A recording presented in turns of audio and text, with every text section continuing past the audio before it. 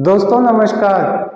आज हम आपको बताएंगे, जैसे ये जो पहला वीडियो था उसमें हमने शरीर झुकाने का इसके बारे में बताया था, शरीर झुकाने से क्या होता है। आज हम बताएंगे कि शरीर झुकाने की ट्रिक से आप कैसे बेनिफिट ले सकते हैं, लाभ उठा सकते हैं।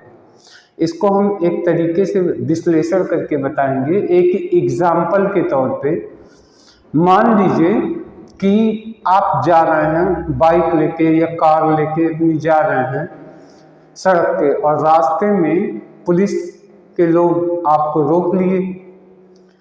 अब देखिए कि क्या होता है, आमतौर पे होता क्या है, पहले ये देखना पड़ेगा, और लोग कैसा बिहेव करते हैं। फिर हम ये बताएंगे कि मुझे करना क्या चाहिए जिससे हम जुर्माने से बच सकें। तो देखिए, आमतौर पे जब आप मान लीजिए आपके पास गाड़ी के कागज पेपर्स नहीं हैं और डीएल आपका नहीं है, लाइसेंस, आप बाइक लेके या आप गाड़ी लेके कार से जा रहे हैं, तो होता क्या है, जैसे पुलिस के लोग रोकते हैं तो 99% लोग क्या घबरा जाते हैं। अब चूंकि हम क्या करते हैं, हम उस परिस्थिति से बचना चाहते हैं कि मुझको पुलिस वाले रोक रहे हैं, उस परिस्थिति से बचना है, और हम वो इच्छा के अनुसार हम ऐसी परिस्थिति से सामना नहीं करना चाहते। तो मन जो है हमारा यहीं से घबराना शुरू करता है, और इस घबराहट में चूंकि हम बचना चाहते हैं तो हम धीरे धीरे धीरे अपनी कार को रोकते हैं। अब आप धीरे से कार को रोक देते हैं, उसके बाद आपकी इच्छा नहीं होती कि हम कार से बाहर निकलें, क्योंकि हम इस परिस्थिति को पसंद नहीं करता मेरा मन। तो इसमें क्या होता है, हमारी इच्छा नहीं होती कि हम इस कार से या बाइक से उतरें और उस पुलिस वाले के पास जाएं। ऐसे केसेस में अब इसी बीच में वो पुलिस के लोग दौड़ के आपके पास आ जाते हैं चल के। तो देखिए क्या होता है, आमतौर पे हर व्यक्ति अपने क्षेत्र में जहां वो बैठा है, जहां वो रह रहा है, वहाँ पे उसे ज़्यादा सुकून मिलता है, ज़्यादा आराम महसूस करता है, बशर्ते उस जगह से उठ के कहीं जाना हो। तो अब उस पुलिस के लोग जो है उनको अपना क्षेत्र छोड़ के आपके क्षेत्र में आना होगा। आपका क्षेत्र मतलब जहाँ आपकी गाड़ी आप हैं, आपकी बाइक है, वहाँ आप दौड़ के आए। अगर वो आते हैं, यहीं से उनके मन में आपके प्रति दुर्भावना शुरू हो जाती है, यानी आपके प्रति गुस्सा शुरू हो जाता है। क्यों? क्योंकि आप उनके पास चल के नहीं गए, बल्कि वो आपके पास आए, और यहीं से परिस्थिति बिगड़ती है। उसके बाद क्या होता है, हम सारे लोग मान लीजिए कार में बैठे हैं, तो कार की शीशे खोल दिए और पेपर न होने का उससे बहाना बनाने लगते हैं, यानी हम कारण बताने लगते हैं कि ऐसा ऐसा ऐसे हो गया, नहीं हो पाया। इस बहाने को वो पुलिस के लोग आक्रमण समझ लेते हैं, और बदले में उनका गुस्सा और बढ़ जाता है और जुर्माना हो जाता है। आपको ऐसी परिस्थितियों को हैंडल करने के लिए क्या करना चाहिए? तो देखिए, पहली चीज, आपको जैसे ही गाड़ी रोका जाए, आप गाड़ी रोक दीजिए किनारे, उसके बाद आप उससे उतर जाइए पट से, आप खुद चल के उन पुलिस वाले के पास पहुंच जाइए। इससे क्या होगा, इससे उसे अपने जो अंदर का ईगो होता है, जब पुलिस के लोग चेक कर रहे हैं उस समय वो अपने आप को सुपीरियर समझते हैं और आपको अपने से जूनियर मातहत समझते हैं। अब क्या होता है, जब आप उठ के उनके पास जाते हैं, खुद से चले जाते हैं पुलिस के पास, तो उनका पहला ईगो बना रहता है, मैं बड़ा हूँ, ये छोटे हैं, क्योंकि ये चल के क्षेत्र में मेरे पास आए। तो पहला तो फट से उतरिए, बिना कुछ सोचे समझे आप उनके पास पहुंच जाइए। उनको अपने पास आने मत दीजिए, आप खुद ही पहुंच जाइए। और पहुंचने के बाद आप अपने शरीर को झुका लें। शरीर झुकाएंगे, ये पहचान है कि हम छोटे हैं, आप बड़े हैं। आप बड़े हो, हम छोटे हैं। यहाँ भी उसका ईगो शांत होगा। क्यों? क्योंकि वो गाड़ी की चेकिंग कर रहा है, वो मुझसे मेरी जांच कर रहा है, मैं उसकी जांच नहीं कर रहा हूँ।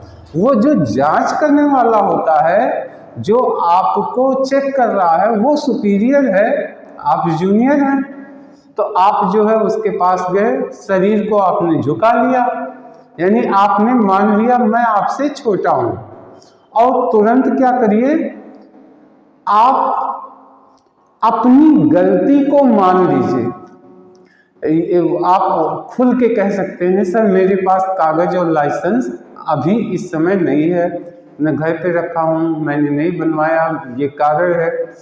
और उसके बाद अपने आप को दोषी मान लीजिए। जब आप खुद को दोषी मानते हैं, जो वो पुलिस के लोग करेंगे, कागज नहीं है तो वो आपको दोषी मानेंगे ही, आप खुद ही दोषी मान लेंगे उनसे पहले।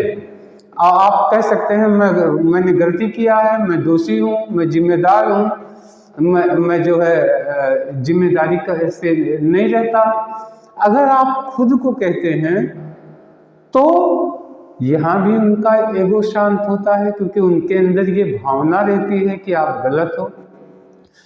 तीसरी चीज क्या करना चाहिए, माफी मांगते समय हाथों को खुला ऐसे करके माफी मांगिए। देखिए ध्यान से, ऐसे जब आप हाथों को खुला करके और कहते हैं प्लीज प्लीज हमें इस बार माफ कर दीजिए, अब हम भविष्य में ऐसी गलती नहीं करेंगे।